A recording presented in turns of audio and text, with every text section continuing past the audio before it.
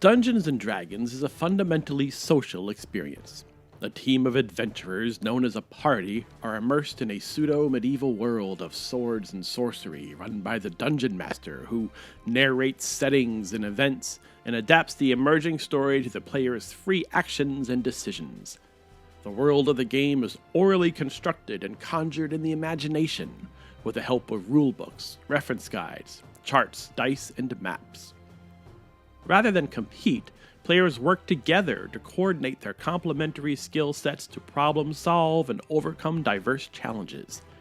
Their codependence translates into a sense of belonging and genuine social cohesion. Of course, it's more than storytelling. For kids, it's a chance to develop social skills, problem solving, and critical thinking. Every day, I see kids develop real relationships with players at the table.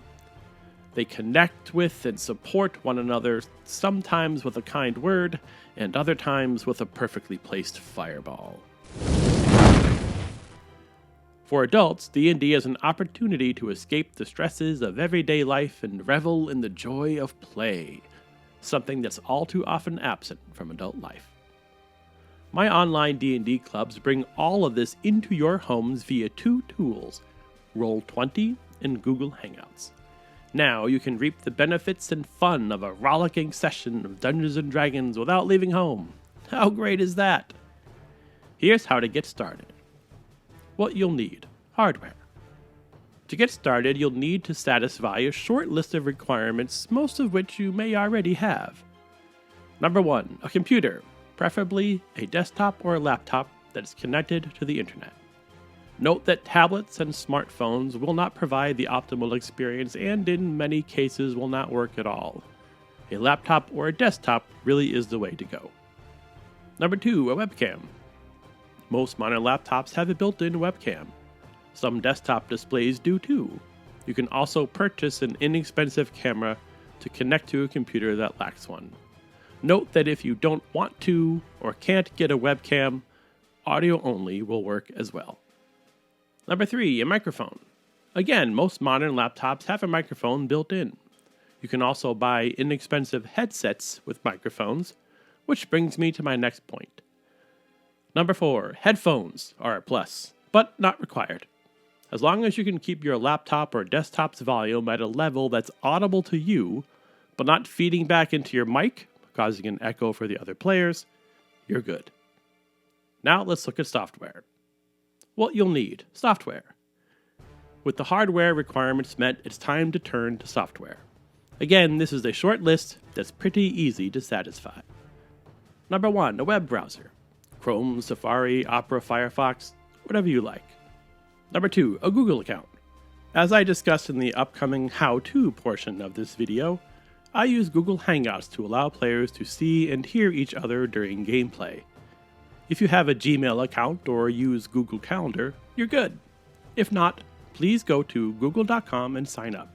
It's free. Roll20. Roll20 is the site I use to run the game. It's specifically designed to let people play Dungeons & Dragons online. When you sign up to join a club, I'll assign you a session and provide a game link. Roll20 is free to join. That's it. Pretty simple, no? Now, let's look at the specifics of connecting, joining the game, and aligning the settings for an optimal experience. Number 1, Google Hangouts How-To. When you register for D&D Club online, I'll provide you with 2 links, one for Google Hangouts and one for Roll20. Let's start with Google Hangouts. Shortly before game time, I'll provide a link to the Hangout via email. Simply click to join. When you first arrive, click the Join Hangout button. If you want to mute yourself for whatever reason, click the little microphone icon. That way, other players won't hear what you're saying or other noise in the room where you are. Finally, if you want to chat via text, click the Text Chat button on the lower left that you see right here. Number 2, Roll20. Once registered and assigned a game group, I'll provide you with a link to that group's game in Roll20. At game time, click that game link to join. You'll be taken to the game in a browser window. From there, click Launch Game. Now you're in the game. Congratulations. Now, before we get started, we'll make a few changes in the settings to ensure an optimal experience. First, click the gear icon in the upper right. A new menu appears called My Settings. Here there are 6 steps to take. 1. Make sure Enable 3D Dice is selected. 2. Make sure Automatically Roll 3D Dice is selected. 3. Make sure Player Video Avatar Size is set to Names Only.